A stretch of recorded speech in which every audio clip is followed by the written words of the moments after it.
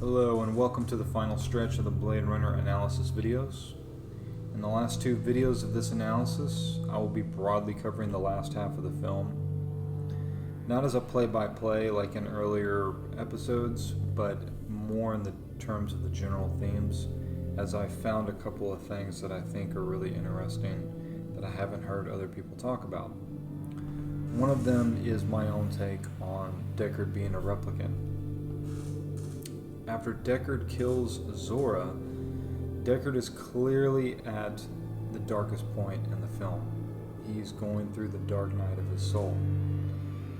And while typically in movies we see a redemption arc for the main character after he goes through something like this, we actually really don't get that in Blade Runner, outside of a very tame ending that just feels like it's just kind of stuck on at the end with Deckard and Rachel riding off into the sunset. But this really isn't a character transformation. Deckard doesn't really go through one in that sense. What we do see, though, is hints that Deckard might be a replicant, which I think is the real character transformation that Deckard is going through. If you're familiar with the Blade Runner community, you are aware this is a hotly debated topic, as even the creators do not agree whether or not Deckard is a replicant or not. I'll add my 2 cents here without going over all the same details that you can find in other analysis videos. In my perspective, Deckard is becoming a metaphorical replicant, but he's not a literal one. Since the beginning of this series, I've pointed out that a story world is a reflection of the characters themselves, and vice versa. If this is the case, we can see that Deckard is going through the process of being hollowed out by the society that he lives in. He sells his soul to do the only job that pays well, that of a Blade Runner, and uses copious amounts of alcohol to block out his own conscience. The premise in Blade Runner is, what does it mean to be a human being? And each character illustrates what this means differently. While Deckard squanders his life doing the meaningless work of being a Blade Runner, Roy is the exact opposite. He is full of zeal and ambition at wanting to really live life, and feeling cheated that he didn't get the chance to live life the way he wanted. He kills Tyrell thinking his act of revenge will bring some sort of satisfaction, that it will allow him to accept his demise more readily, but discovers that it doesn't. It's only in the final moments when he makes an act of empathy and saves Deckard that he has done something that allows him to have a peaceful death. Roy's search is a very human one. Deckard, on the other hand, we can imagine, will not have such a peaceful death, as he will have to realize at some point the pointlessness of what he has been doing his whole life.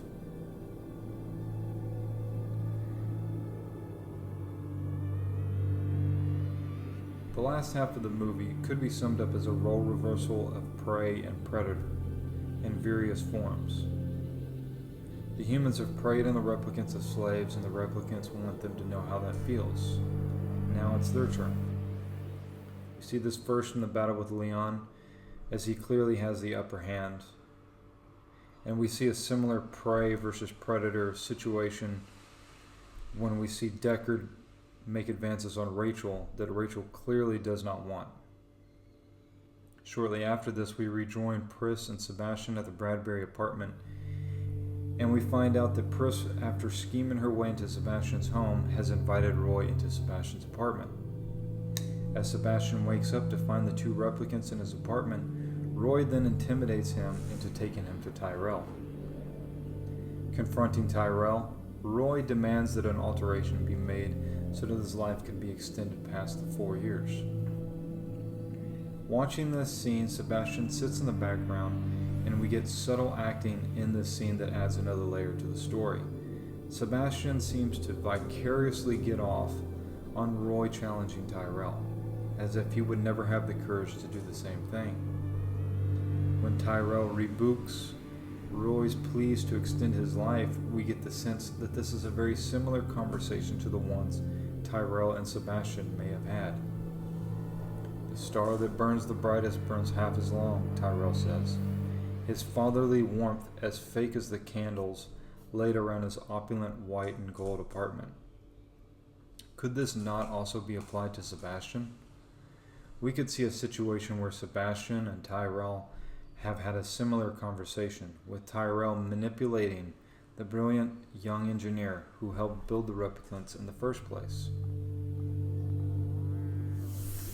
Tyrell clearly preys on the hard-working engineers of Tyrell Corp, like Sebastian, who, though brilliant, is cowardly and lives in a squalor. If Sebastian is so useful to Tyrell that he can have a one-on-one ongoing relationship with him, then he must be brilliant, but that brilliance is not compensated in any meaningful way. Again, here we see how the similarities with which humans treat the replicants and their fellow humans in similar ways. Sebastian is rapidly aging much like the replicants, and his abilities as an engineer are to be used by Tyrell until no longer necessary. As Rory confronts Tyrell, there are a few things I notice here. Much like the chess game that Sebastian and Tyrell play, both Tyrell and Roy are in black and white suits. They are contrasting against one another, like the suits of a chessboard. Another thing worth mentioning is that this is the only time when we get to see any kind of real light in a scene that isn't artificial. The fire that illuminates the room is real, it seems, although we don't actually see the fire. But the candles around Tyrell's apartment are all fake. Roy kills Tyrell, and we see a curious expression on his face as he is going down the elevator. It seems that Roy has realized that his revenge that he has gotten against Tyrell has changed nothing about his situation, and it has not allowed him to accept his own death. This revelation that Roy has as he's going down the elevator is key to our last analysis, where I'll be going over some interesting observations I've made about the snake on Zora's neck, the dove that Roy holds, and their connection to the overall themes of Blade Runner. Stay tuned, guys, and I look forward to sharing this last episode with you. Take care.